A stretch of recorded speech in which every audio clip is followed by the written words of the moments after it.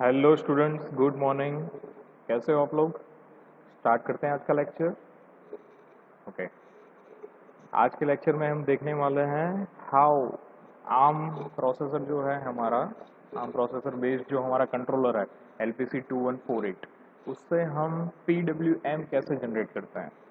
उससे पहले देखते हैं कि what do you mean by PWM। PWM चीज़ क्या है? Okay, so let's get start. So PWM means pulse width modulation. It is very useful technique for controlling analog circuit with the processor's digital output. Okay मतलब कि क्या होता है इसमें कि analogue circuit को कंट्रोल करने के लिए जो हमें डिजिटल आउटपुट चाहिए वो जनरेट करके देता है ये PWM। मतलब by using digital programming you can generate a particular on period and off period. Okay, उसको हम बोलते हैं PWM, pulse width modulation. It is a technique by which width of the pulse is varied while keeping the frequency constant. Frequency of the pulse constant रहेगी. What do you mean by frequency? Frequency is a combination of T on period and T off period. As you know that binary is made up of only two digits, two levels, 1 and 0. Okay, so by combination of this 1 and 0 you can generate a different frequencies. But PWM is a technique by which you can control the pulse width, okay, not pulse frequency. A period of pulse is consist of on cycle that generally we are considered it as a high, and off cycle that we are generally considered as a low. The fraction for which the signal is on over a period is known as a duty cycle. Okay? Generally हम PWM से duty cycle को control करते हैं। अब ये duty cycle क्या चीज़ है? तो duty cycle is a fraction of on period and off period. मतलब duty cycle you can say that it's a T on plus T off. Okay, the equation for a duty cycle is in a percentage is T on upon T on plus T off, or you can say that total period T.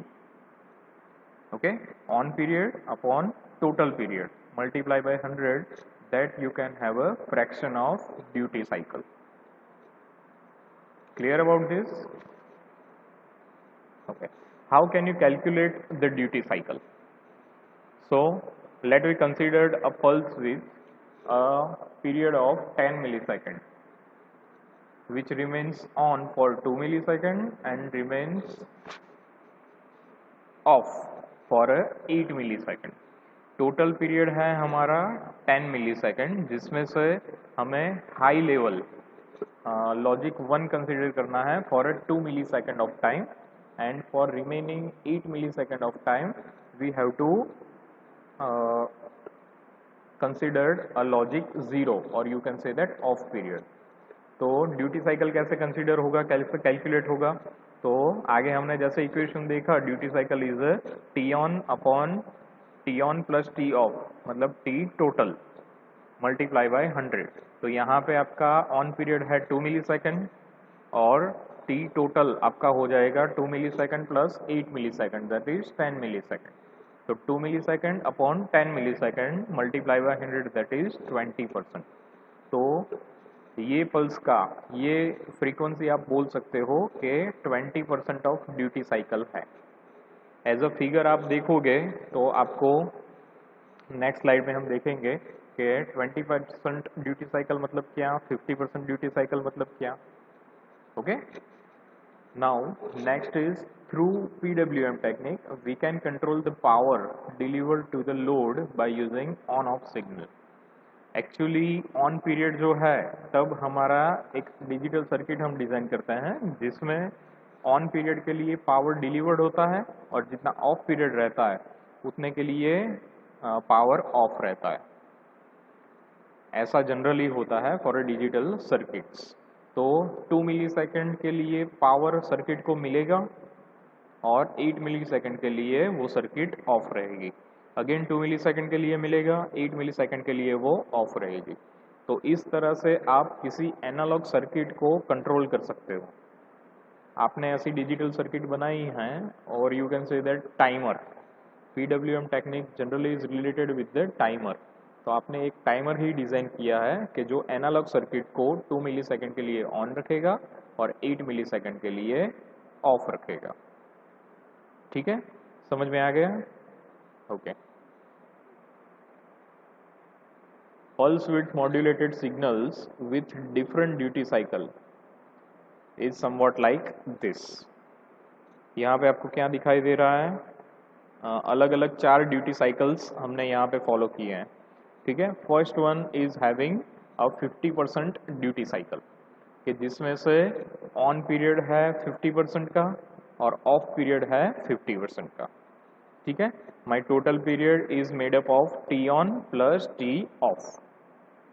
Okay, so for a 50% on period is there, 50% off period is there. If I have 10% of duty cycle, it means for a 10% of total pulse width, my on period will be considered, and for remaining 90% my off period will be considered. Okay, यहाँ पे आप देखोगे तो यहाँ पे 50% 50% और यहाँ पे 10% 90% का रेशियो हो रहा है। तो फ्रीक्वेंसी आपकी क्या रह रही है? यहाँ पे कांस्टेंट रह रही है। ठीक है, चेंज क्या हो रहा है? सिर्फ ड्यूटी साइकिल चेंज हो रही है, और ड्यूटी साइकिल चेंज हो रही है इसका मतलब है कि आपका ऑन पीरियड चेंज हो रहा है। क्लियर? 30% ड्यूटी साइकिल, इसका क्या मतलब है? For 30% on period is there and for 70% off period is there. Okay, same way for a 70% duty cycle, इसका मतलब है कि for a 70% on period is there and for 30% off period is there.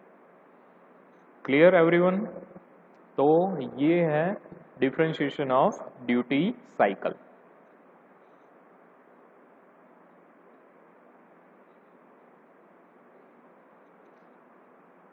Now next is LPC 2148 जो हमारा micro controller है, उसमें PWM generate करने के लिए, अलग अलग ड्यूटी साइकिल्स जनरेट करने के लिए क्या क्या फैसिलिटीज प्रोवाइड की हैं। ठीक है, वो देखते हैं हम। तो PWM in LPC 2148 is based on standard 32 bit timer counter PWM TC। जो हमने आगे टाइमर काउंटर का जो चैप्टर देखा था, कैसे आप particular amount of time generate कर सकते हो, वही कंसेप्ट यहाँ पे यूज होगा। This timer counter counts the cycle of peripheral clock.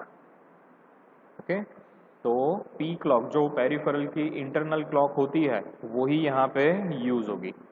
Okay, और उससे पर्टिकुलर टाइम के लिए ऑन रखेंगे और पर्टिकुलर टाइम के लिए ऑफ रहेंगे। That is depends on a amount of duty cycle.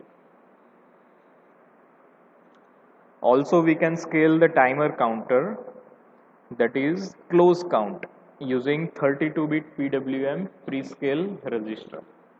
Okay, यहाँ पे एक एक्स्ट्रा रजिस्टर है हमारे पास जिसे बोलता है PWM PR, के जो कुछ प्री स्केलिंग वैल्यूज प्रोवाइड करती है for a timer and counter.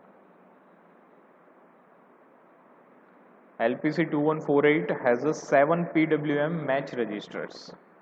जैसे टाइमर में मैच रजिस्टर्स होते थे कि पर्टिकुलर वैल्यू पे आपको कोई एक्शन जनरेट करनी है तो हम उसका यूज़ करते थे टाइमर मैच रजिस्टर्स, ऐसे ही यहाँ पे PWM मैच रजिस्टर्स हैं कि आपको पर्टिकुलर टाइम क्लॉक के बाद अगर कुछ एक्शंस जनरेट करनी है तो you can do it. You have total 7 actions you can generate. So total 7 PWM match registers are there. One match register, that is PMM R0, is used to set the PWM frequency, and remaining 6 PWM match registers are used for a matching purpose. Remaining 6 match registers are used to set the PWM width for 6 different PWM signals in a single age controlled PWM or a 3 different PWM signals in double age controlled PWM.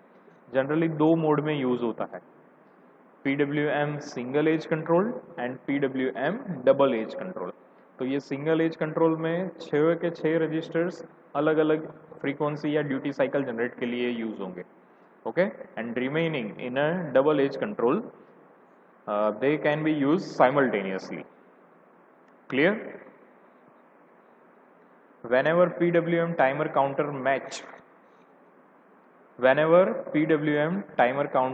match with this match register, then PWM timer counter resets or stop or generates a match interrupt. That is depends upon the setting of PWM control register. मतलब कि ये चीज़ क्या है, जैसे ही आपका timer counter का operation पूरा हो जाता है उसके बाद आपको क्या एक्शन लेनी है. Either you can reset it, either you can stop it, और you can generate another interrupt. तो ये जो भी एक्शन आपको लेनी है वो आप ले सकते हो if you are using LPC 2148. There are lot of registers that are associated with the PWM. तो ऐसे PWM registers कौन कौन से हैं?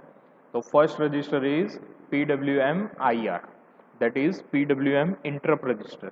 जनरली ये रजिस्टर का काम यही है कि जैसे ही आपको मैच मिल जाता है तो आप इंटरप्ट को कैसे जनरेट करोगे, किस इंटरप्ट को जनरेट करोगे और कैसे उसको एक्शन प्रोवाइड करोगे. So it is 16 bit register. ये जो PWM IR है that is 16 bit register. The structure of this 16 bit register is somewhat like this. Okay, 4 to 7 and bit number 11 to 15 they are reserved for a future use. मतलब future में अगर कोई आपको अपने हिसाब से कोई बीट सेट करनी है, कोई फ्लैग सेट करवाना है तो आप यहाँ पे करवा सकते हो to read the status.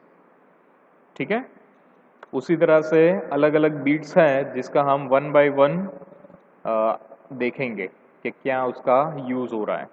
Generally हमने आगे देखा था कि it has 7 interrupt bits corresponding to the 7 PWM match register, जिसमें हमने देखा था कि PWM MR0, ये जो 0 नंबर का इंटरप्ट है that is use to select the frequency of the pulse. Okay, ये टोटल फ्रीक्वेंसी को सिलेक्ट करने के लिए यूज होंगे.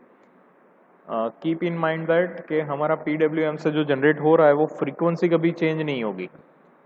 क्या चेंज होगा? T on period and off period, मतलब ड्यूटी साइकिल चेंज होते रहेंगे, फ्रीक्वेंसी विल रिमेन सेम. ठीक है, तो रिमेनिंग मैच रजिस्टर्स हैं.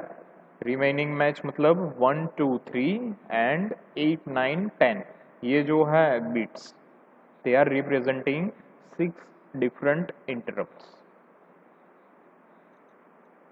If an interrupt is generated, then the corresponding bit in this register becomes high, otherwise the bit will be low.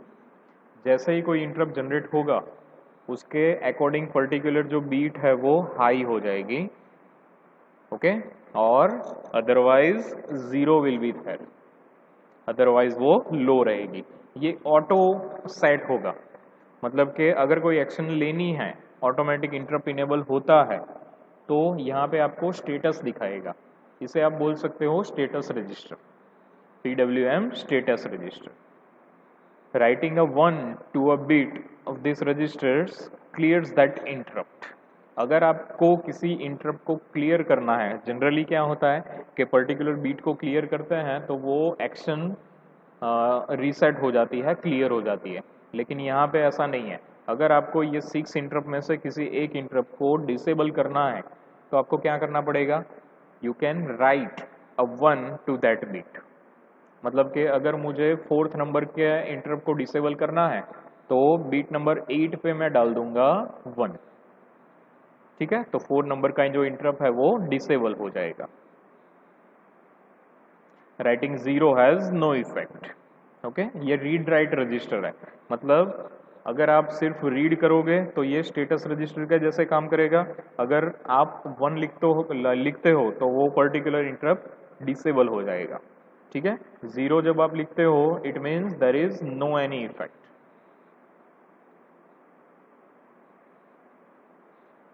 Our next register is PWM timer control register.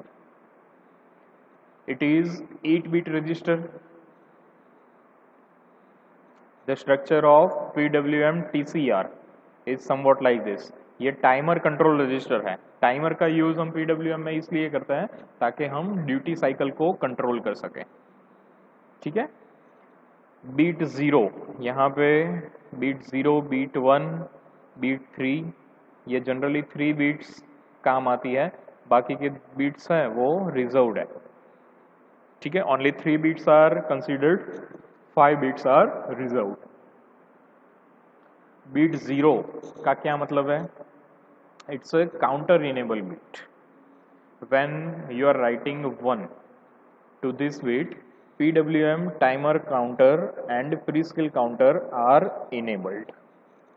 Okay, control register है ये, मतलब कि जब भी आपको actual timing का process करवाना है उससे पहले कुछ मोड सिलेक्ट करने होते हैं, कुछ टाइमर को इनेबल करना पड़ता है।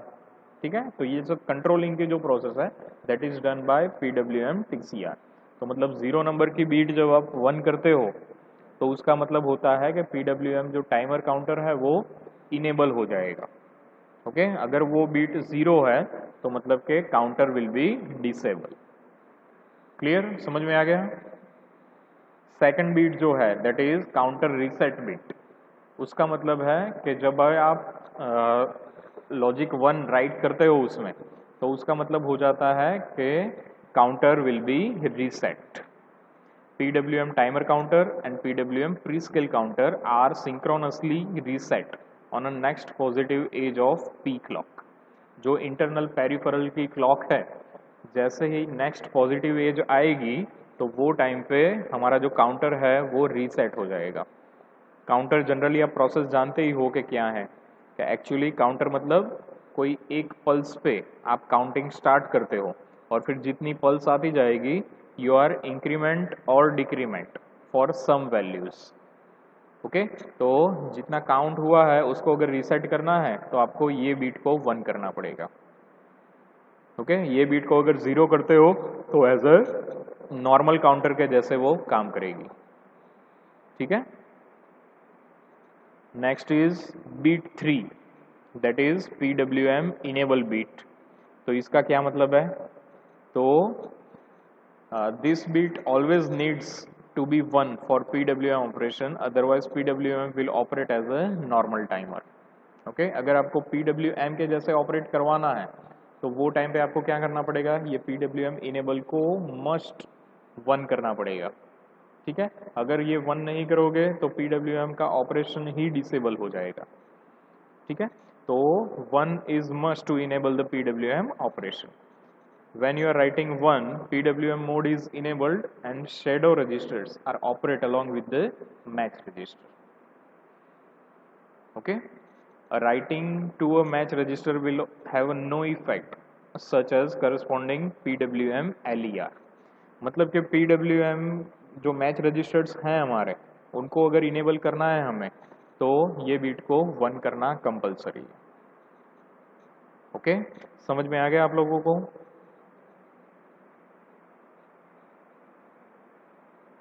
Next register is PWM TC। जो PWM TCR है that is PWM timer control register, और ये है हमारा PWM TC। ठीक है, तो PWM TC का मतलब है, तो ये जो PWM टाइमर काउंटर है उसको आप कैसे कंट्रोल करोगे? तो the structure is somewhat like this. It is 32 bit register. It is incremented when the PWM prescale counter reach its terminal count। Okay, जब भी प्रीस्केल काउंटर जो है हमारा वो उसके मैक्सिमम पोजीशन पे इंक्रीमेंट होते होते वो जब अपनी मैक्सिमम पोजीशन तक पहुंच जाएगा तब ये टाइमर काउंटर इनेबल होंगे, पिक्चर में आएंगे। ठीक है, next register is PWM prescale register. It is again a 32-bit register. It holds the maximum value of prescale counter। Prescale counter जहां से आपको इंक्रीमेंट करना स्टार्ट करना है वो रजिस्टर होल्ड करता है प्रीस्केल काउंटर। ठीक है, 32 बीट का इंक्रीमेंट होगा। Next is PWM PC that is PWM prescale counter. तो इसका क्या मतलब होगा? It is again a 32-bit register. It controls the division of P clock by some constant value before it is applied to PWM timer count. मतलब कि आपको दो counter के बाद, दो पल्सेस के बाद PWM की एक पल्स काउंट होनी चाहिए, 3 पल्स के बाद, 4 पल्स के बाद, जैसे टाइमर में हो रहा था। तो क्लॉक की कितनी पल्सेस के बाद हमारा टाइमर इनेबल या डिसेबल एक्चुअल ड्यूटी साइकिल के लिए होना चाहिए, that is controlled by PWM prescale counter. Clear? Okay. तो आज के लेक्चर में हमने देखा what is PWM, how PWM can be used to generate और to control the analog circuit. Generally PWM क्या है? तो एक इंटरनल डिजिटल सर्किट है टाइमर के जैसे, के पर्टिकुलर ड्यूटी साइकिल जनरेट करने के लिए। अब ये ड्यूटी साइकिल क्या चीज़ है? तो it generates on period. Okay, on period define करता है वो। क्लियर? ओके। सो अब टिल नाउ इतना रखते हैं। नेक्स्ट जो भी हमारा है लेक्चर में, वो हम PWM दूसरे कौन से रजिस्टर्स हैं और PWM को कैसे आप यूज़ करोगे, what are the steps to follow to use PWM operation, वो हम देखेंगे। ठीक है? सो if you have any query, you can call me anytime. Okay, thank you for this lecture. Thank you.